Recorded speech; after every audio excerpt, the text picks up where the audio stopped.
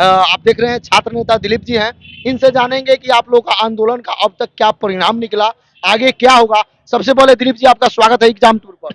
जी बहुत बहुत धन्यवाद। एक बात आपसे बता दें, सफल आयोजक के लिए आपको एग्जाम टूर की तरफ से बहुत बहुत धन्यवाद, जी क्योंकि बहुत। आप उतना विद्यार्थी को उतना शांत चित्त तरीका से एक लाइन में, कहीं कोई किसी प्रकार का ना आवागमन में समस्या हुआ, ना जाने में समस्या हुआ, इतना बारीकी से ले जाने के लिए पुनः एक बार विद्यार्थी की तरफ से और एग्जाम टूर की तरफ से आपको बहुत बहुत धन्यवाद। धन्यवाद। देखिए, हम लोग के आंदोलन का मकसद रहता है कि शांतिपूर्वक सरकार तक अपनी मांगों को पहुंचाना, किसी को रास्ते में तंग करना या दुकान वाले को तंग करना, ये सब करने से कोई कुछ नहीं होता। हमारा इमेज खराब होगा, छात्र का इमेज खराब होगा, छात्र आंदोलन का इमेज खराब होगा। और यही वजह है कि जो शांतिपूर्वक आंदोलन लगातार 4 साल से हम लोग कर रहे हैं, तो आज प्रशासन के लोग भी मजबूर हो चुके हैं कि इन लोगों के खिलाफ क्या कार्रवाई की जाए, कि कोई मौका ही हम लोग नहीं दे रहे हैं। तो आंदोलन में आगे भी हम लोग का शांतिपूर्वक ही जो भी होता है, वो शांतिपूर्वक ही हम लोग लोकतांत्रिक ढंग से ही करते हैं। आप उस दिन अस्वस्थ हो गए, मैं बातचीत करना चाहा लेकिन नहीं कर पाया, क्या हुआ था, कुछ दिखाए कि नहीं? कम से कम अभी। देखिए, अभी दिल्ली हमको जाना है, एम्स में इलाज करवाना है। वो पहले से ही था, लेकिन ये आंदोलन के चलते ही हम रुके हुए थे। और हम तो सोचे थे कि 22 तारीख को जब गए थे उसी दिन हो जाएगा तो हम निकल जाते दिल्ली। फिर नहीं हुआ, फिर 29 को आंदोलन हुआ, फिर इधर 7 को करना पड़ गया, तो इसी वजह से हम रुके हुए हैं। और कल हम वहाँ पैसा जमा करेंगे एम्स में, तो जब का नंबर दिए बुलाया जाए तब जाना पड़ेगा हमें वहाँ, क्योंकि उसी के चलते रुके। वो पैसा जमा करेंगे और डेट मिलेगा, उस डेट से मेरा इलाज शुरू होगा। तो कल ये सब क्या हुआ, वहां गए थे, क्या अब तक कुछ आया आप लोग? देखिए, सीएमओ से परसों रात में ही फोन आया, कल दोपहर को भी फोन आया था। और बार बार हमसे यही मांगा पूछा जा रहा था कि आप अमरिंदर कुमार को क्यों हटाना चाह रहे हैं, तो सीबीआई जांच क्यों चाहते हैं, कितने प्रश्नों का उत्तर गलत है, क्या सोर्स है आपके पास, और ये ऑप्शन, ये सब को लेके तो हमने सारा चीज़ों को बारीकी से बता दिया उनको। जो हम सब जगह बोलते भी आए हैं वही सब चीज़ हमने बताया उनको। तो फिर उन्होंने कहा कि हमने मुख्यमंत्री जी को अवगत करा दिया है। और जिस दिन हम लोग उनसे मिले थे, उप सचिव से मनोज कुमार जी से 7 तारीख को, तो उस दिन भी उसी समय लेटर चला गया था, हम लोग के सामने वो लेटर भेज दिया गया था। और उसके बाद उधर से कुछ आया होगा इस पे, तभी वो लोग फिर फोन किए थे हमको, तो हमने सारी चीज़ बता दिया। अब बात, अब सीएम, मुख्यमंत्री, जो मुख्यमंत्री नीतीश कुमार जी हैं, बीपीएससी के चेयरमैन और परीक्षा ने, इन तीनों के बीच की बात है कि अब ये लोग क्या करते हैं। और इसमें सर सबसे बड़ी भूमिका मुख्यमंत्री जी की होगी, क्योंकि मुख्यमंत्री जो कहेंगे वो करना पड़ेगा बीपीएससी को। ऐसा थोड़े कहने के लिए संवैधानिक संस्था है, लेकिन ये सभी लोग जानते हैं कि बीपीएससी जो है अपने मन से कुछ नहीं करेगी। बीपीएससी अपने मन से तो कुछ करेगी नहीं, जो भी तो वो नीतीश कुमार कहेंगे वो करेंगे ही, ऐसा नहीं कि नहीं करेंगे। ठीक है, तो इसीलिए अब मुख्यमंत्री क्या करते हैं ये देखने वाली बात है। अगर मुख्यमंत्री नहीं कुछ करेंगे इस पे, तो हम लोग तो अब चुप नहीं बैठेंगे।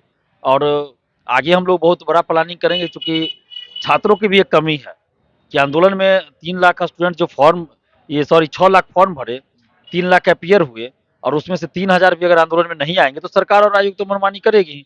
तो इसलिए अब छात्रों को सोचना पड़ेगा कि कब तक आप इस तरह से घर बैठे रहिएगा।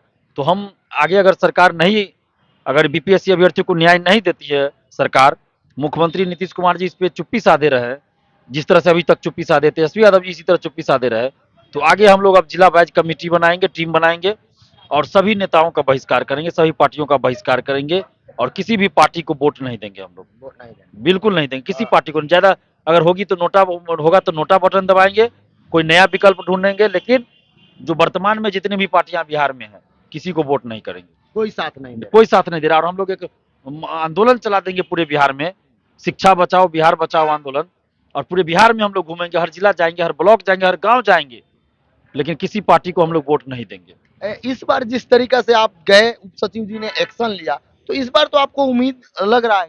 देखो, उम्मीद है, उम्मीद है। लेकिन जब तक वो करेंगे नहीं कैसे कहें। इससे पहले सीएम मुख्यमंत्री आवास के बाहर भी हम लोग धरना दिए, मुख्य सचिव ने भी आश्वासन दिया, लेकिन कुछ नहीं हुआ। तो इसलिए एक बार जब उम्मीद टूट जाती है तो फिर कैसे भरोसा आगे करे। तो जब तक कुछ होगा नहीं तब तक हम लोग कैसे मान लें। तो इसलिए हम तो बार बार कह रहे हैं ना मुख्यमंत्री जी से कि आप इसमें कीजिए, हस्तक्षेप कीजिए, न्याय कीजिए। नहीं कीजिएगा तो फिर उसका बहुत दुष्परिणाम होगा, लोकतांत्रिक ढंग से होगा। और चुनाव में दिखाएंगे हम लोग युवा ताकत, जो है स्टूडेंट पावर, वो चुनाव में दिखाएंगे, सभी को दिखाएंगे, जितना भी पॉलिटिकल पार्टी है, चाहे वो बीजेपी हो, जदयू हो, आरजेडी हो, कांग्रेस हो, कोई भी पार्टी हो, सबको दिखाएंगे हम लोग। एक बात बताइए, चूंकि सबसे अधिक पूरे देश में देखा जाए विश्व में देखिएगा तो भारत में यूथ है, लेकिन पूरे देश में देखिए तो बिहार में यूथ है। लेकिन बिहार में हमेशा यूथ को कोई पार्टी ध्यान नहीं दी है। इवन जो सत्ता में रहे या विपक्ष विपक्ष में रहे, केवल केवल कहने के लिए है। और जब आपके पास कॉल आया, तो कॉल आया, किनका कॉल आया? वहाँ के कौन? सीएमओ के अधिकारी उप सचिव थे मनोज कुमार जी, वो सीएमओ में उप सचिव है, उन्हीं का कॉल आया था। उन्हीं का कॉल आया। उन्हीं का कॉल आया था। बहुत सारे न्यूज में चलाया जा रहा है कि ये चेंज हो गए, ये हो गए। इससे आप कितना अवगत हैं कि क्या चेंज हो गया? कि पहले जो भी हाँ एक्सपर्ट टीम नहीं, वो तो हम पहले भी कहे हैं कि एक्सपर्ट जो नया जो अब होगा, जैसे 67वीं मेंस का जो होगा, 67वीं मेंस से लेके आगे सारा एक्सपर्ट चेंज हो जाएगा। ये तो है, आंदोलन का तो असर है इतना। ये तो है कि एक्सपर्ट अब चेंज हो जाएगा। और 68वीं जो पीटी होगी, उसमें भी माने अब नया एक्सपर्ट बन जाएगा। जो आगे से जो भी परीक्षा होगी, उसमें नए एक्सपर्ट लोग आएंगे। जो जितने अभी पुराने हैं वो सब बाहर हो जाएंगे, लेकिन उसके साथ साथ परीक्षा नियंत्रक को भी तो बाहर कीजिए ना। एक बात बताइए दिलीप जी, आपका बहुत सारा मांग है, सभी एग्जाम से रिलेटेड भी मांग है और बीपीएससी में बहुत सारा अमूलचूल सुधार भी करना है। उसमें से यदि आयोग और सरकार कुछ मांग को मांग लेती है, तो क्या आप आंदोलन बंद कर देंगे और मान जाएंगे? देखिए, ये तो देखने वाली बात है कि सरकार कौन सी मांगों को मानती है, उसके बाद ही आगे विचार किया जाएगा। लेकिन जितना भी स्टूडेंट्स का मुद्दा है, उस सब मुद्दे को लेकर हम लगातार आवाज उठाते रहे हैं। और जरूरी नहीं कि हर दिन सड़क पे ही आंदोलन हो, मीडिया के माध्यम से, सोशल साइट्स के माध्यम से भी आवाज उठाई जाती है। और उसके बाद जागरूकता भी फैलाई जाती है, सकारात्मक कार्य भी होते हैं। तो अब हम लोग इंतजार कर रहे हैं, एक दो दिन देख लेते हैं, नहीं तो फिर इस सरकार के विरुद्ध हम लोग मोर्चा खोलेंगे। और सिर्फ सरकार के विरुद्ध नहीं, बल्कि पूरे पॉलिटिकल पार्टियों के विरुद्ध, पूरे नेताओं के विरुद्ध मोर्चा खोलेंगे।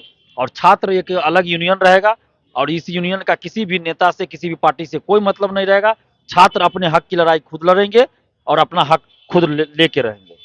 विद्यार्थी को आप क्या संदेश दीजिएगा, जो विद्यार्थी आपको देखिए, छात्रों से तो हम यही कहेंगे कि आप पढ़ाई करते रहिए, लेकिन जब आंदोलन होता है तो 2 घंटा आपको समय देना चाहिए। लेकिन आप लोग गलती करते हैं, इस चीज़ को हम आपको भी एक्सेप्ट करना होगा, हम तो एक्सेप्ट कर ही रहे हैं। 3 लाख स्टूडेंट्स अपियर हुए थे आंदोलन में, कितने स्टूडेंट्स आते हैं? 3,000 भी नहीं, तो कैसे काम चलेगा? परसेंटाइल में देखिए 12-15 हज़ार 20,000 स्टूडेंट्स उमड़ पड़े, तब जाके सरकार बात मान गई। अगर उसमें भी स्टूडेंट नहीं आते तो बात नहीं मानती सरकार ना। लेकिन परसेंटाइल में क्या हुआ, 15 से 20 हज़ार स्टूडेंट आ गए, सरकार को बात माननी पड़ी। लेकिन अभी जो हम आंदोलन कर रहे हैं, तो स्टूडेंट्स नहीं निकल रहे हैं रूम से, तो इसका नाजायज फायदा सरकार और आयोग उठा रही है। तो ये तो गलती स्टूडेंट्स की भी है एक ना। तो स्टूडेंट्स को आना चाहिए। जब आप फॉर्म भरते हैं एग्जाम देने के लिए, आप 200 किलोमीटर, 400, 500, 1-1 हज़ार किलोमीटर दूर जाते हैं, तो जब उस एग्जाम में गड़बड़ी हो रही है, तो उस गड़बड़ी को दूर करने के लिए जब आंदोलन हो रहा है, तो उसमें आपको आना चाहिए ना। 2 घंटा समय देने से क्या बिगड़ जाएगा आपको? पटना में ही 2 लाख स्टूडेंट होंगे, क्या 2 लाख का 10% भी नहीं आंदोलन में आ सकते हैं? तो ये कमजोरी है। एनटीपीसी वाला से सीखिए, कम से कम रेलवे एनटीपीसी वाले से, कि कैसे लोग उमड़ गया था सब जगह। पूरा कैलेंडर ही चेंज हो गया, पूरा कैलेंडर चेंज हो गया, बदल गया सब कुछ। तो आप लोग को सीखना चाहिए। जब आप Timing तक हो गया उन लोगों का। इन लोग को सोचना चाहिए, जो अभ्यर्थी है, चाहे वो सचिवालय सहायक के हो, दरोगा बहाली के हो, या बीपीएससी अभ्यर्थी हो या सिपाही अभ्यर्थी, जब तक आप सड़क पे नहीं उतरिएगा तो कुछ नहीं होगा। जिनको कोर्ट जाना है कोर्ट भी जा सकते हैं, हम किन्हीं को रोके नहीं है। लेकिन कोर्ट इस समस्या का समाधान नहीं है, क्योंकि ये एक एग्जाम की बात नहीं है, एक एग्जाम की बात नहीं है। और एक बार अगर बड़ा आंदोलन हो जाता है, 50,000 स्टूडेंट सड़क पे उतर जाते हैं, तो कोई भी सरकार हो मजबूर हो जाएगी सकारात्मक सुधार करने के लिए। समय देने के लिए बहुत बहुत धन्यवाद दिलीप जी। बहुत बहुत धन्यवाद। विकास जी, आप सारी बातों से दिलीप जी के सामने, जरूर जरूर। आप और क्या विद्यार्थियों को कहिए थोड़ा सा? नहीं, कोई भी हमारे जो भी बीपीएससी के स्टूडेंट हैं, हमारे भाई बहन हैं, ये ध्यान रहे, ये प्रोटेस्ट का मतलब होता है कि वाइब्रेंट डेमोक्रेसी है। अगर कोई भी इसका विरोध कर रहा है तो समझ लीजिए उसको डेमोक्रेसी का और कॉन्स्टिट्यूशन का मतलब ज्ञान नहीं है। कॉन्स्टिट्यूशन के कितने वर्ड होते हैं? कॉन्स्टिट्यूशन में अपोजिशन जरूरी होती है। कोई भी बात असहमत है तो हम जारी करेंगे, और हमारी ये हक है जितना किसी को विरोध करने का हक है, सपोर्ट करने का हक है, ऐसे ही हम लोग का है। कोई हम लोग को माना नहीं कर सकता है, क्योंकि हमारे अधिकारों को छीना जा रहा है। और कौन छीन रहा है? जिससे हमसे वो बने हैं। Democracy is for people by the people, ये ध्यान रहे। और ये प्रोटेस्ट एक पवित्र चीज है, मैं मानता हूँ बहुत पवित्र चीज है। ये गंदगी साफ करने के लिए एक तरीका होता है। चलिए, बहुत बहुत धन्यवाद आपको समय देने के लिए। Okay, thanks thanks. Archana ji, आप गई थी उस दिन, लगातार, चूंकि आप महिला हैं, हमेशा मुखर रह रही हैं, जा रही हैं, आ रही हैं। आप छात्राओं से क्या कहिएगा, जो स्टूडेंट गर्ल हैं उनके लिए आप क्या कहिएगा? देखिए, मैं तमाम छात्राओं चाहे छात्रों से यही कहना चाहेंगे कि आप तो पढ़ाई कर रहे हैं, लेकिन पढ़ाई के साथ आपकी लड़ाई भी है। थोड़ा सा अभी मतलब पढ़ाई के साथ आपकी लड़ाई भी है। आप देखेंगे कि हम लोग के आंदोलन की असर हुई है, न्यू पैनल बनाने की भी बात हो रही है और जो पुराने एक्सपर्ट है उनकी हटाने की बात हो रही है। तो सिर्फ ये हमारे एक न्यू पैनल हटाने से काम नहीं चलेगी, न्यू पैनल बनाने से काम नहीं चलेगी। मेन जो हमारा टारगेट है शिक्षा माफिया, वीर सिंह कॉलेज की बच्चे की अरेस्टिंग। तो वीर सिंह कॉलेज के बच्चे की अरेस्टिंग होती है तो उसमें क्या होगा कि आपको उसमें शिक्षा माफिया का भी अरेस्टिंग होती है, तो कहीं ना कहीं आपको एग्जाम में हमारी पारदर्शिता आएगी। अभी देख लीजिए कि बीएसएससी की एग्जाम होने वाली है, तो आपको हमको उम्मीद नहीं है कि इस एग्जाम जो है ये सही तरीका से होगी। उम्मीद नहीं है, कोई आशा नहीं है कि ये एग्जाम सही होगी।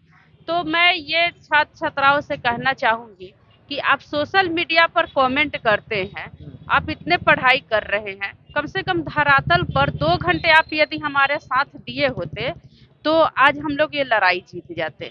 जैसे आप देखे होंगे कि हम लोग की प्रोटेस्ट थी, अभी 2 दिन पहले हम लोग की प्रोटेस्ट थी, तो इसमें हम लोग मेरे पास जो है ना स्टूडेंट की भागीदारी कम थी। यदि हमारे पास स्टूडेंट की भागीदारी होती तो कहीं ना कहीं हम लोग ये लड़ाई जीत जाते।